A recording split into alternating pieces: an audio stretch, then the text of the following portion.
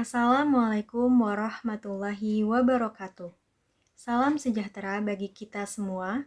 Yang terhormat Profesor Dr. Insinyur Anik Nurjanah, MS, serta teman-teman yang saya hormati. Mengingat pentingnya isu kesehatan demam berdarah di Jawa Barat, kami akan menyampaikan hasil penelitian dalam laporan proyek akhir mata kuliah statistika yang berjudul Analisis Faktor Penyebab Penyakit Demam Berdarah di Jawa Barat. Di sini saya akan menjelaskan mengenai latar belakang. Demam berdarah dengue atau DBD itu menjadi ancaman yang serius di Indonesia. Berdasarkan laporan Dinas Kesehatan tahun 2024 tercatat 210.644 kasus dan juga 1.239 kematian akibat DBD di Indonesia. Nah, untuk Jawa Barat sendiri tercatat 7.654 kasus. Nah, kasus ini tuh termasuk yang tertinggi di Indonesia. Tingginya kasus DBD ini tuh bukan tanpa sebab, melainkan adanya faktor yang mempengaruhi atau menyebabkan hal tersebut terjadi. Nah, oleh karena itu penelitian ini tuh bertujuan untuk menganalisis faktor-faktor yang mempengaruhi tingginya kasus DBD di Jawa Barat sendiri, dan sehingga hal ini tuh dapat menjadi dasar dalam upaya pencegahan dan penanggulangan yang lebih efektif lagi ke depannya.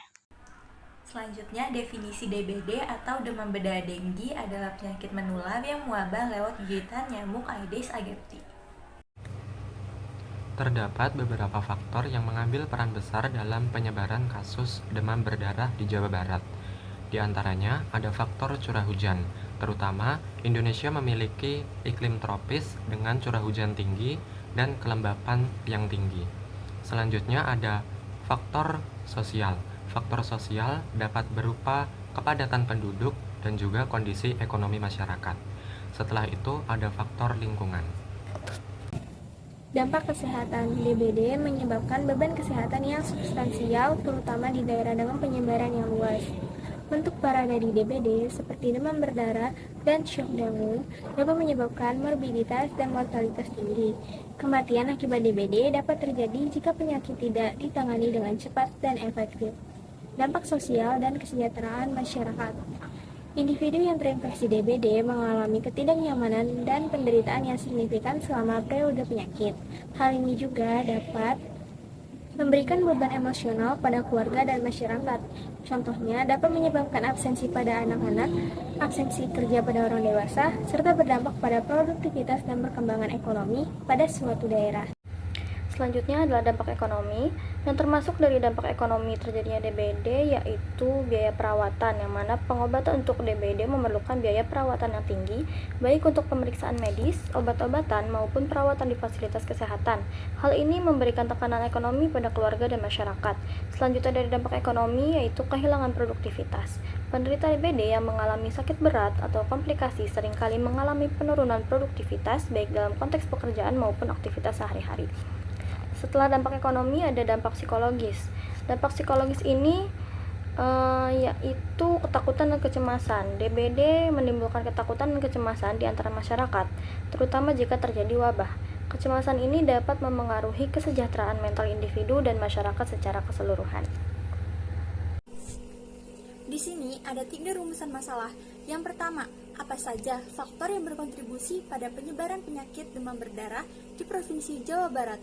Yang kedua, bagaimana hubungan antara faktor-faktor lingkungan, sosial, dan ekonomi dengan penyebaran penyakit demam berdarah? Dan yang ketiga, bagaimana strategi pencegahan dan pengendalian penyakit demam berdarah di Provinsi Jawa Barat berdasarkan hasil analisis? Yang selanjutnya adalah tujuan. Tujuan yang pertama yaitu untuk mengidentifikasi faktor-faktor yang berkontribusi pada penyebaran penyakit demam berdarah di Provinsi Jawa Barat.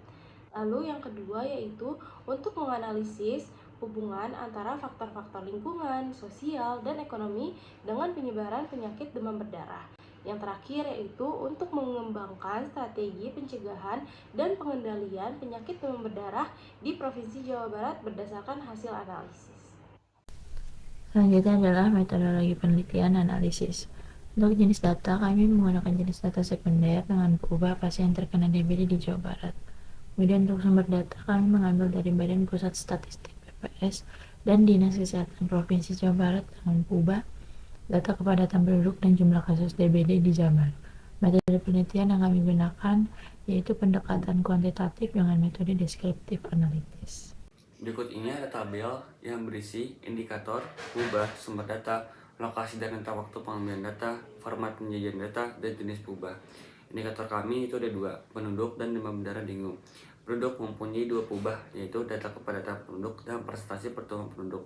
Sedangkan indikator DBD yaitu jumlah kasus DBD di Provinsi Jawa Barat. Kami mengambil data-data ini dari Badan Pusat Statistik Provinsi Jawa Barat dan Dinas Kesehatan Provinsi Jawa Barat dengan rentan waktu tahun 2019 sampai tahun 2023 lokasi Jawa Barat. Format penyajian data kelompok kami yaitu tabelah dan histogram, dan jenis perubahan pada indikator penduduk yaitu independen, sedangkan jenis perubahan pada indikator demam berdarah dengue yaitu dependen.